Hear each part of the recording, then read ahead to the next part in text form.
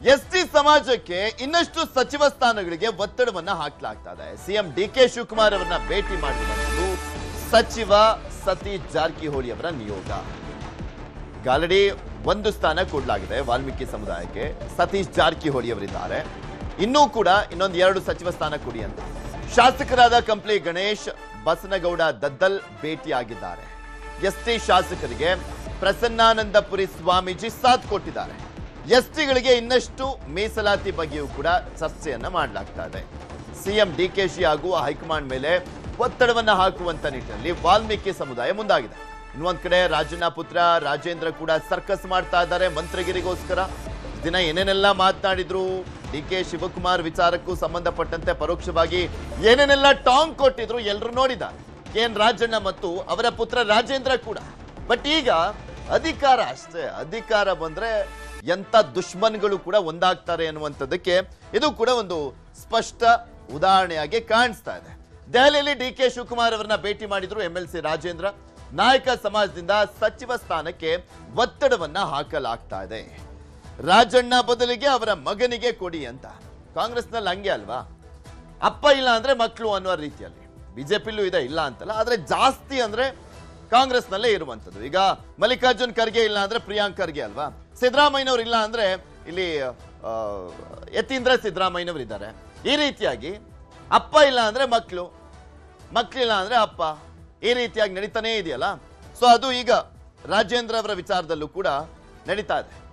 ವಾಲ್ಮೀಕಿ ಸಮುದಾಯಕ್ಕೆ ಕೊಡುವಂತ ವಿಚಾರಕ್ಕೆ ಸಂಬಂಧಪಟ್ಟಂತೆ ನೋಡೋದಾದ್ರೆ ರಾಜೇಂದ್ರ ಅವರಿಗೆ ಕೊಡಿ ಅನ್ನುವಂತ ಕೂಗು ಕೂಡ ಈಗ ಎದ್ದೇಳ್ತಾ ಇದೆ. ಲಾಬಿ ಶುರುವಾಗಿದೆ ರಾಜೇಂದ್ರ ಅವರ ಮುಖಾಂತರ.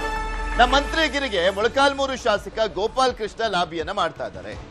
ವಾಲ್ಮೀಕಿ ಸಮಾಜದ ಶಾಸಕ NY ಗೋಪಾಲ್ ಕೃಷ್ಣ ನಿನ್ನೆ ಬೆಂಬಲಿಗರ ಸಭೆಯ ಮೂಲಕ ಶಾಸಕರು ಶಕ್ತಿ ಪ್ರದರ್ಶನವನ್ನ ಮಾಡಿದ್ದಾರೆ. ನಿನ್ನೆ ಬೆಂಬಲಿಗರ ಸಭೆಯನ್ನ ಮಾಡಿದ್ರು, ಶಕ್ತಿ ಪ್ರದರ್ಶನ ಮಾಡಿದ್ದಾರೆ. ನಾನು ಸುಮಾರು ವರ್ಷಗಳಿಂದ ಶಾಸಕನಾಗಿದ್ದೇನೆ. ಸುಮಾರು ವರ್ಷ ಅಂದ್ರೆ 1 ಬಾರಿ 2 ಬಾರಿ ಅಲ್ಲ, ಇವರು 7 ಬಾರಿ ಶಾಸಕ. ನಾನು ಮಂತ್ರಿ ಆಗಬೇಕು, ಮಂತ್ರಿಗಿರಿಗಾಗಿ ಕಾಲಿಗೆ ಬೀಳುವ ಅಭ್ಯಾಸ ನನಗಿಲ್ಲ ಅಂತ ಹೇಳಿದ್ದಾರೆ. ಗೊತ್ತಲ್ಲ, ಯಾಕೆಂದ್ರೆ ಈಗ ತುಂಬಾ ಜನ ಲಾಬಿಯನ್ನ ಮಾಡ್ತಾ ಇದ್ದಾರೆ. ಕೈ ಕಾಲು ಹಿಡಿದು ಬಕೆಟ್ ಎಲ್ಲ ಹಿಡಿದು ಲಾಬಿಯನ್ನ ಮಾಡ್ತಾ ಇದ್ದಾರೆ ಅನ್ನುವಂಥ ಆರೋಪಗಳನ್ನ ಮಾಡ್ಲಾಗ್ತಾ ಇರುತ್ತೆ ರಾಜಕಾರಣದಲ್ಲಿ. ಬಟ್ ನಾನಂತವನಲ್ಲ ಅಂತ ಗೋಪಾಲ್ ಕೃಷ್ಣ ಅವರು ಹೇಳ್ತಾ ಇದ್ದಾರೆ. ಭದ್ರಾ ಮೇಲ್ದಂಡೆ ನೀರಿಗಾಗಿ ಯಾರಿಗಾದ್ರೂ ಕಾಲಿಗೆ ಬೀಳುವೆ, ಕ್ಷೇತ್ರದ ಕೆರೆಗಳಿಗೆ ನೀರು ತುಂಬಿಸಿದ್ರೆ ಕಾಲಿಗೆ ಬೀಳ್ತೇನೆ, ಮಂತ್ರಿ ಸ್ಥಾನ ತಪ್ಪಿದ್ರೆ ನನ್ನ ಕ್ಷೇತ್ರದ ಜನರ ತೀರ್ಮಾನಕ್ಕೆ ಬದ್ಧ ಅಂತ ಹೇಳಿದ್ದಾರೆ ಶಾಸಕ NY ಗೋಪಾಲ್ ಕೃಷ್ಣ ಅವರ ಹೇಳಿಕೆ. 7 ಬಾರಿ ಗೆದ್ದಿದ್ದಾರೆ ಇವರು. 7ನೇ ಸಾರಿ ನಾನು ML ಆಗಿರೋದ್ರಿಂದ ಮತ್ತೆ ಕಾಂಗ್ರೆಸ್ನಲ್ಲಿ ನನಗೆ ಟಿಕೆಟ್ ಕೊಟ್ಬಿಟ್ಟು ಮತ್ತೆ ಜನಗಳನ್ನ ಒಳ್ಳೆ ಅಭಿಪ್ರಾಯದಿಂದ ಗೆಲ್ಲಿಸಿರೋದ್ರ ಮೂಲಕ ನನಗಿಂತ ಹೆಚ್ಚಾಗಿ ಕ್ಷೇತ್ರ ಜನ ತುಂಬಷ್ಟು ಅಭಿಮಾನ, ಪ್ರೀತಿ, ಅದ್ರ ಬಗ್ಗೆ ಭಾಳ ನಿರೀಕ್ಷಣೆಯಲ್ಲಿದ್ದಾರೆ. ಭಾಳ ನೋವಾಗಿದೆ ಆ ವಿಚಾರದಲ್ಲಿ. ನನಗೆ ನನ್ನ ಮಂತ್ರಿಗಿರಿ ಬರಲಿ ಬಿಡಲಿ ಅದ್ರ ಬಗ್ಗೆ ನಾನು ನೋವಿಲ್ಲ. ಆದರೆ ಜನ ನಮ್ಮನ್ನು ನಂಬ್ಕೊಂಡಿರ್ತಕ್ಕಂಥ ಒಂದು ಸಲ ಆದರೂ ಜೀವನದಲ್ಲಿ ಒಂದು ಮಿನಿಸ್ಟರ್ ನೋಡೋಣ ಅನ್ನೋ ಆಸೆ ಸಾಮಾನ್ಯ ಜನಗಳಲ್ಲಿ ಕೂಡ ಇದೆಯಲ್ಲ ಭಾವನೆಗೆ, ಅದು ಭಾಳ ನೋವು ತರ್ತಕ್ಕಂಥ ವಿಚಾರ ನನಗೆ. ಅದು ಆ ಕಾರಣದಿಂದಾಗಿ ಒಂದು ಮಂತ್ರಿ ಕೊಟ್ಟರೆ ನನಗೆ ಮುಖ್ಯವಾಗಿ ಅಲ್ಲ, ಜನಗಳ ದೃಷ್ಟಿಯಿಂದ ಆದರೂ, ಜನಗಳ ಮನಸ್ಸಿಗೋಸ್ಕರ ಆದರೂ, ಈ ಕ್ಷೇತ್ರದ ಒಂದು ಗೌರವಕ್ಕೋಸ್ಕರ ಮೊದಲಿಂದ ದುಡ್ಕೊಂಡು ಬಂದಿದ್ದ ಕ್ಷೇತ್ರ. ಯಾವಾಗಲೂ ಕೂಡ ಪಾರ್ಟಿ ಬಿಟ್ಟು ಯಾವತ್ತೂ ಮುಂದುವರೆದು ಹೋಗಿಲ್ಲ. ಇಂಥ ಒಂದು ಪಾರ್ಟಿಗೆ ಸ್ವಲ್ಪ ಗೌರವವಾಗಿ ಕೊಡ್ತಕ್ಕಂಥ ಕೆಲಸ ದಯವಿಟ್ಟು ಈ ಮಧ್ಯ ಕರ್ನಾಟಕ ಬರ್ತಕ್ಕಂಥ ಚಿತ್ರದುರ್ಗ ಜಿಲ್ಲೆ, ಬೆಂಗಾಡು ಜಿಲ್ಲೆ, ಅದರಲ್ಲಿ ಅತ್ಯಂತ ಹಿಂದುಳಿದ ತಾಲೂಕು ನಮ್ಮ ಮೊಳಕಾಲ್ಮೂರು ತಾಲೂಕು, ಈ ಕ್ಷೇತ್ರಕ್ಕೆ ಏನಾದರೂ ಮುಂದಿನ ಹೆಚ್ಚಿನ ಕೊಡುಗೆ ಕೊಡೋದಾದರೆ ದಯವಿಟ್ಟು ಈ ಸರ್ಕಾರದಲ್ಲಾದರೂ, DK ಶಿವಕುಮಾರ್ ಅವರ ಸರ್ಕಾರದಲ್ಲಾದರೂ ನಾನು ಮಂತ್ರಿ ಸ್ಥಾನ ಕೊಡಬೇಕು. ಇದೆಲ್ಲದ್ರ ಬಗ್ಗೆ ಇನ್ನಷ್ಟು ಮಾಹಿತಿಯನ್ನ ಕೊಡ್ತಾ ಹೋಗ್ತಾರೆ ನಮ್ಮ ಪ್ರತಿನಿಧಿ ಕೃಷ್ಣ ನಮ್ಮ ಜೊತೆ ನೇರ ಸಂಪರ್ಕದಲ್ಲಿದ್ದಾರೆ. ಕೃಷ್ಣ, 2ನೇ ಹಂತದ ಸಚಿವ ಸಂಪುಟ 18ರ ಎಲೆಕ್ಷನ್ ಆದ ಬಳಿಕ ಆಗಲಿದೆ. ಅದಕ್ಕೂ ಮುಂಚೆನೆ ಯಾವ ರೀತಿಯಾಗಿ ಸಮುದಾಯಗಳವಾರು ಲಾಬಿಯನ್ನ ಮಾಡಲಾಗ್ತದೆ, ಸ್ಪೆಷಲಿ ವಾಲ್ಮೀಕಿ ಸಮುದಾಯದವರು ಲಾಬಿಯನ್ನ ಮಾಡ್ತಾ ಇದ್ದಾರೆ ಸತೀಶ್ ಜಾರಕಿಹೊಳಿ ಅವರ ನೇತೃತ್ವದಲ್ಲಿ? ಖಂಡಿತವಾಗ್ಲೂ ಪೃಥ್ವಿರಾಜ್, ಅಂದ್ಕೊಂಡಂಗೆ ಆಗಿದ್ದಿದ್ರೆ ವಾಲ್ಮೀಕಿ ಸಮುದಾಯ ಸರ್ಕಾರ ಮತ್ತು ಪಕ್ಷದಲ್ಲಿ ಒಂದು ಉನ್ನತ ಮಟ್ಟದ ಸ್ಥಾನದಲ್ಲಿರ್ತಿದ್ರು. ಆದರೆ ಬದಲಾದಂಥ ರಾಜಕೀಯ ಘಟ್ಟದಲ್ಲಿ ಈಗ ಸಚಿವ ಸ್ಥಾನವನ್ನು ಕೇಳುವಂಥ ಒಂದು ಪರಿಸ್ಥಿತಿ ಸಮುದಾಯಕ್ಕೆ ಬಂದಿರುವಂಥದ್ದು. ಯಾಕಂದರೆ ಈಗಾಗಲೇ DCM ಸ್ಥಾನಕ್ಕೆ ಸಚಿವ ಸತೀಶ್ ಜಾರಕಿಹೊಳಿ ಹೆಸರು ಪ್ರಬಲವಾಗಿ ಕೇಳಿ ಬರ್ತಾ ಇತ್ತು. ಅಂತಿಮವಾಗಿ ಹೈಕಮಾಂಡ್ ನಾಯಕರು ಕೂಡ ಅದ್ರ ಬಗ್ಗೆ ನಿರ್ಧಾರ ಮಾಡಿಲ್ಲ. ಜೊತೆಗೆ KPCC ಅಧ್ಯಕ್ಷರು ಕೂಡ ಸ್ಥಾನವನ್ನು ಕೊಡ್ತಾರೆ ಅನ್ನೋ ಚರ್ಚೆ ಕೂಡ ನಡೀತಾ ಇತ್ತು. ಈಗ ಎಲ್ಲ ಒಂದು ಕಡೆ ಹೈಕಮಾಂಡ್ ನಾಯಕರು ಬೇರೆ ಬೇರೆ ತೀರ್ಮಾನಗಳಿಂದಾಗಿ ಈಗ ಕೇವಲವಾಗಿ ಸಚಿವ ಸತೀಶ್ ಜಾರಕಿಹೊಳಿಗೆ ಮಂತ್ರಿಯನ್ನು ಮಾತ್ರ ಮಾಡಿದ್ದಾರೆ. ಅದು ಲೋಕೋಪಯೋಗಿ ಇಲಾಖೆಯನ್ನು ಜವಾಬ್ದಾರಿಯನ್ನು ಕೊಟ್ಟಿದ್ದಾರೆ. ಈಗ ST ಸಮುದಾಯ ಸಮುದಾಯಕ್ಕೆ ಹೆಚ್ಚಿನ ಪ್ರಮಾಣದಲ್ಲಿ ಹೆಚ್ಚಿನ ಸ್ಥಾನವನ್ನ ಮಂತ್ರಿಮಂಡಲ ಕೊಡಬೇಕು ಅನ್ನೋ ಡಿಮ್ಯಾಂಡ್ ಅನ್ನ ಈಗ ಸಚಿವ ಸತೀಶ್ ಜಾರಕಿಹೊಳಿ ಅವರ ತಂಡದಲ್ಲಿ ಈಗಾಗಲೇ ಮುಖ್ಯಮಂತ್ರಿ ಡಿ.ಕೆ. ಶಿವಕುಮಾರ್ ಭೇಟಿ ಮಾಡೋದ್ರ ಮುಖಾಂತರವಾಗಿ ಒತ್ತಡವನ್ನು ಕೂಡ ಹಾಕಿದ್ದಾರೆ. ವಾಲ್ಮೀಕಿ ಸಮುದಾಯದ ನಾಯಕರೆಲ್ಲರೂ ಕೂಡ ಈಗಾಗಲೇ ಹೈಕಮಾಂಡ್ ನಾಯಕರು ಕೂಡ ಈಗಾಗಲೇ ಒತ್ತಡವನ್ನು ಕೂಡ ಹಾಕಿದ್ದಾರೆ.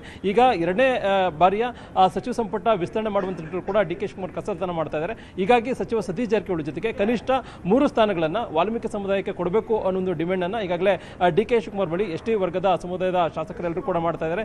ಯಾವಾಗ ಡಿ.ಕೆ. ಶಿವಕುಮಾರ್ ಜೊತೆ ಭೇಟಿಯನ್ನು ಮಾಡಿದ ಸಂದರ್ಭದಲ್ಲಿ ಒತ್ತಡವನ್ನು ಹಾಕ್ತಾ ಇದ್ದಾರೋ ಇದಾದ ಬಳಿಕವಾಗಿ ಶಾಸಕರು ಕೂಡ ತಮ್ಮದೇ ಅಂತ ತಂತ್ರಗಾರಿಕೆಯನ್ನು ಮಾಡ್ತಾ ಇದ್ದಾರೆ. ಒಂದ್ ಕಡೆ ಎನ್ ವೈ ಗೋಪಾಲಕೃಷ್ಣ ಅವರು ಕೂಡ ಸಾಕಷ್ಟು ಬಾರಿ ಗೆದ್ದಿದ್ದಾರೆ.